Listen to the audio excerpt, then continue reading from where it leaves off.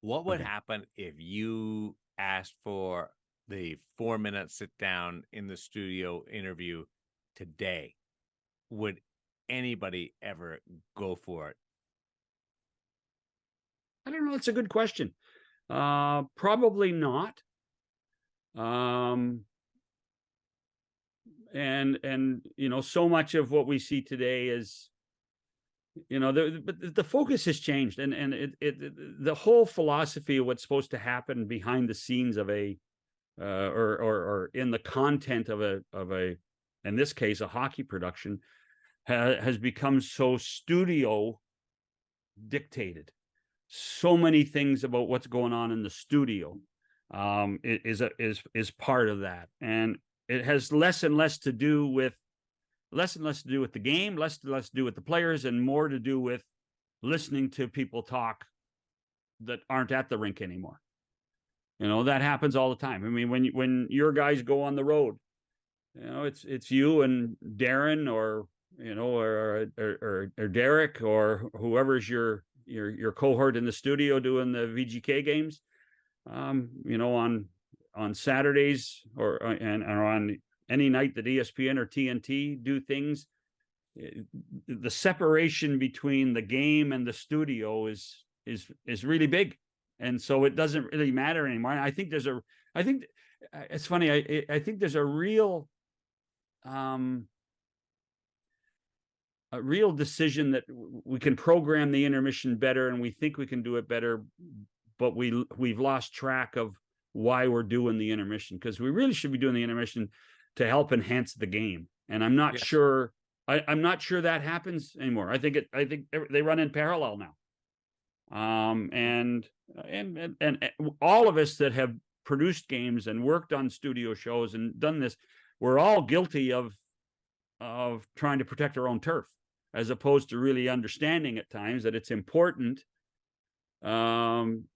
to reinforce what's happening in the game, and what makes things tick in the game, and who these players are. One of the, for the longest time, I used to fight with that. We always do player interviews. We should always do player interviews. Remember for years, and people were lauding how great it was at IndyCar and NASCAR that they could talk to the drivers just before the race started. Yeah. We've been doing that since 1952 during the game. Between periods, we talk to athletes between periods. They don't do that in the NFL very often. At halftime, they don't do that at halftime of the NFL. They don't do that in the NBA very often, although NBA is getting better. Major League Baseball. I mean, I laugh when I see the headset on the manager, Major League Baseball. I mean, we've been talking to coaches and players forever in our game. And Baseball is it's just actually now the leader in it, because they talk to players during playing now. well, and it's fantastic. And how good is that? I It's mean, amazing. and lots of players, I think, want to do it because they're thinking beyond their own career, their own baseball career. They're thinking, what am I going to do when I'm 40? They want to be, they want to be part of all this. So it's a fascinating discussion about how close we can get to the game and get to the athletes. Now, on the other side, I'm going to ask you a question. What do you think of the shots in the dressing room, or if I you're in the like United them. States, in the locker room? I like them. I love seeing behind the curtain, and it doesn't Yeah. have to be anything spectacular. It doesn't have to be a tirade going on, or a tantrum, or laughing and joking. I just like being allowed inside that realm. See, and to me, it doesn't do anything for me. Yeah. It doesn't. It never has. And when I was at the league, I used to have to enforce it on network nights that hey Lou, the cameras are going in your dressing room. Well, is that in the contract? Yes, it is, Lou. So okay, well then they have to go in and take a couple of shots, and then they leave. It's a lot less structured now than it was when it started, because I think the players are used to it. I think the players understand it, and which is a good thing. But to me, that's something that's special. And I don't think you should use it all the time. And I think we've overused it, and now it's part of the furniture. And I try I think and that, balance it with the walk-in shots from the parking lot, yeah, and then the laces and faces, we call it, guys getting ready in the room. I try and do offset it, one night, one the next night, and not use it every single night. yeah, But it does. Come to think of it, it doesn't even have to be every second night. You could do it every third night or fourth night. Come up with something else to get in. I like the high wide shot in the static camera in the room that yeah. they just roll on. I like seeing that every now and then. I think that's intriguing, just to be able to sort of see what is going on as you go to break during an intermission or a pregame show. I do enjoy that, because that takes me, anything that takes me behind the scenes a little bit. I'm very much that guy. Nick Kiprios used to make fun of me all the time about wanting to be in the room, and that was their sanctity, Yeah. their sacred place, and we didn't necessarily deserve or need to be in there. And I find it fascinating, even though there's Yeah. rarely anything going on.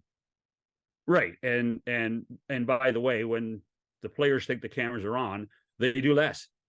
Yeah, So totally you're dial it back. oh, totally. So you don't get near the realism that you expected to get. So, and that's part of why, um, I think that it's the smoke and mirrors are sometimes too smoky and not reflective enough. I mean, and you say that's not the real thing. I still remember, just in that vein, I still remember, and this is how easy things were. There were no league people in the way. There was, you had direct contact with both teams and the officials. And we did a playoff game in Chicago one night. And the referee, I convinced the referee that morning, didn't have to go to the league office. I convinced the referee to wear a microphone. What? And we would run. Oh, yeah. I convinced him to wear a microphone. We're going to record it. And then we're going to play it back the next game as a feature. Here's what the referee did for game 3 of the series. And we ran it in the intermission of game 4. And so it happens, and we're recording it. We got good sound, and there's some good stuff in it. And after the game, I'm walking out of Chicago Stadium, and the visiting coach comes up to me and he says, "Hey, John, yeah, was he wearing a mic tonight?" And I said, "Oh, yeah." He says, "Because he talked 20 times more than he normally does." Oh, yeah. He says he was all over the place, and he was almost like doing a stand-up comic routine compared to what he normally did, because he was wearing this little microphone. Putting on a show. Putting on a show. And it was going to be on the next end. It was a great feature. But then you start thinking about it, is that when they do those things, are you getting the real deal, or are they hamming it up for their big appearance on Hockey Night in Canada in that scenario? And the answer is lots of times they were. And I do think now, though, the players are so used to wearing microphones that it doesn't come off that way. But I still think there are times where players get a kick out of it, and they talk more than they used to. Do you think officials should have to talk after a game? Well, I think what should happen, I do like what baseball does. I do. You in the Stanley Cup final, or starting at the conference final, I would not object to having a pool reporter go in and talk to both referees with the supervisor there to say, what were you thinking in this situation? I don't think there's anything wrong with that transparency. But I don't think you do it every night. I think that the system that is in place now, that for the ability for broadcasters and writers to email, and even if you have a good relationship, phone people in supervising positions, whether that be Steve Walkham in the case of the National Hockey League, or Colin Campbell, or Rod Pasma, or Kay Whitmore, to say what was going on in this scenario. What's the explanation? I was going to say Mike Murphy, but Mike's just retired. Mike was always good for a solid explanation. I think for the 1,300 regular season games, I think it would get too much and get too chaotic after the game. But I think when you have a single game night, you have a big game, conference finals, Stanley Cup final, I think there's some logic to allowing that to happen. Yeah. What do you think? Did everybody hear what he said there? Conference finals, Stanley Cup final. Like, Yeah. you are so deliberate on that, and it's awesome. And you were one of the first people that really drilled that home to me. Well, can I tell you? I just tell you a story about that. I know it's so. I used to get mad at the league all the time because they couldn't decide in literature and graphics whether the Stanley Cup final. Oh, they couldn't decide. This is when I was before I got to the league. So they were calling it, like, they would allow the team to call it the Stanley Cup Finals, and they would call it the Stanley Cup Final. Then the next thing is you'd see a league person say Stanley Cup Finals, and the team would say Final. So I got so mad on Hockey Night in Canada. If you go back and watch it on YouTube, on Hockey Night in Canada, throughout most of the 90s, we called it the Stanley Cup Championship. Seriously? Oh yeah. I've just had enough.